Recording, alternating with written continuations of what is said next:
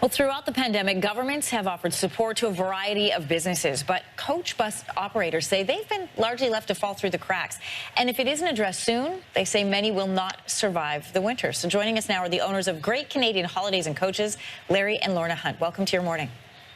Thanks, Emery. Thanks for having us. How has your business been affected by the pandemic? Sadly, when the pandemic hit, our business shut down. There was no sales, and it's only since September that we've seen some recovery. It's been very slow and painful.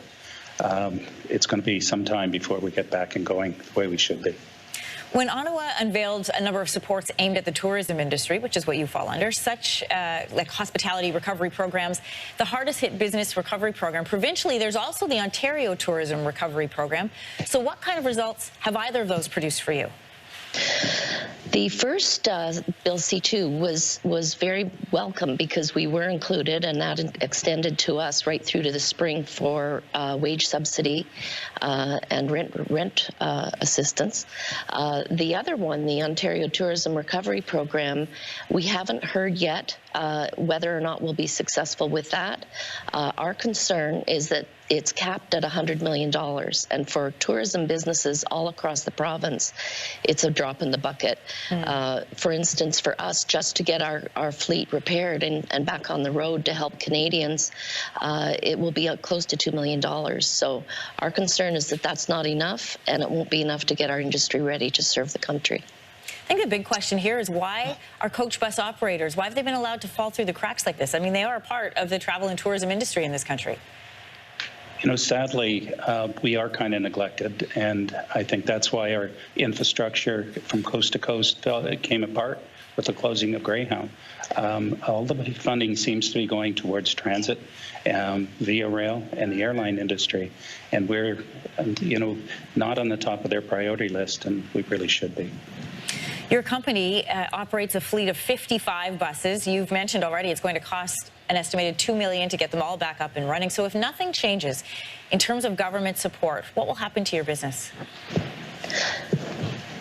It's going to be definitely a struggle for not only our business, but everybody in the industry, you know, to get through this. And we're going to lose companies if we don't get assistance. A big problem, Anne-Marie, is that our coaches are depended on by so many, but it takes months for planning, for tour planning, for the fleet to get operational again. And there are so many cruise ships that come into Canada. Our problem isn't just us, it's countrywide. And if there aren't enough coaches, the cruise ships will simply go to another port. International travelers coming into Toronto that want to see the country, they depend on us. Our tourism industry depends on us to connect Canadians to the theaters, attractions, hotels, restaurants.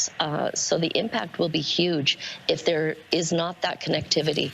So the concern is large, and the impact will be huge. So Larry and Lorna, what kind of support do you want to see from the government before the spring? We certainly need some grant support.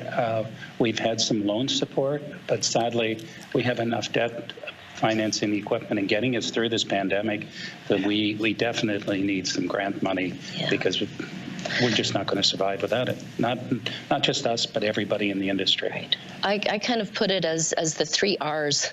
We need to recover, we need to repair our units, and we need to reconnect international travelers and Canadians. So it's kind of the 3 R's of the motor coach industry. It's a good way to put it. We did, in fact, reach out to the Ontario Ministry of Heritage, Tourism, Sport and Culture Industries to see if companies like yours would be covered by its latest tourism relief program. We did not receive a reply from them. We also reached out to Transport Canada to see if they have plans to offer any kind of relief that would be aimed at coach bus operators. This is what they responded. Transport Canada is not currently contemplating any changes to its respective role in the sector. However, we remain willing to engage closely with provincial and territorial partners. What does this mean to you, Larry and Lorna? You know, sadly, Transport Canada distributes a lot of the funding to the provinces, and it's up to the provinces to determine whether the priorities are going to be in different transportation sectors. We're the greenest form of transportation. We take 56 cars off the road. Environmentally, there's nothing better. But we don't get any help. All of the carbon tax money, all of the fuel tax incentives are going to support transit transit systems. We need that money to be directed to support the highway transit system. We connect people from city to city, and that's just as important as getting people around town. Yeah, listen, coach buses were how I traveled when I couldn't afford to do rail or air, and I think there's a lot of people in the same boat. Larry and Lauren, we wish you all the best of luck. Thanks for joining us this morning. Thank you. Thank you, Anne-Marie.